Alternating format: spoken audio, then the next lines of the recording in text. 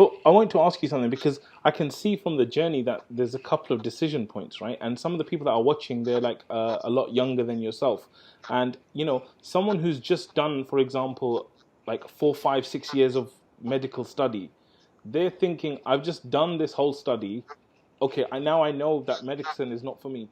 Like, how do you know that that's the right decision? Because it's such a big decision. You spent money, time, effort, everything in getting this medical degree, and now part of you is saying, I don't think this is me. Like, how did you get the courage? How did you do that decision?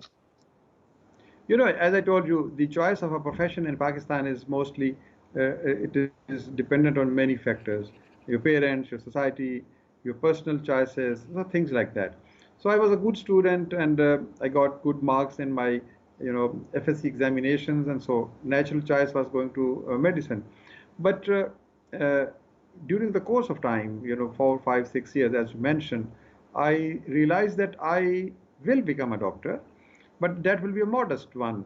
I will not be able to distinguish. I will not be able to, reach the heights of the profession, because for that you have to totally immerse in the, in the job, in the all that environment. So that is the point. One should be willing to, listen his what his heart is, where his heart is. So, this is very important. One must have the courage and the willing to, as I usually tell my friends, that Columbus would not have been discovered, the new world, had he not abandoned the old world. Yeah, So, true. to get something, you will have to, put something at risk. This is the entrepreneurship. This is the, search of finding new pastures, where you can, right from the beginning, I learned that at least there should be four things in front of somebody while choosing his career. Number one, is he does he or she love that what he wants to do? Number one. Number two, is he best in that? Can he do that in the best fashion?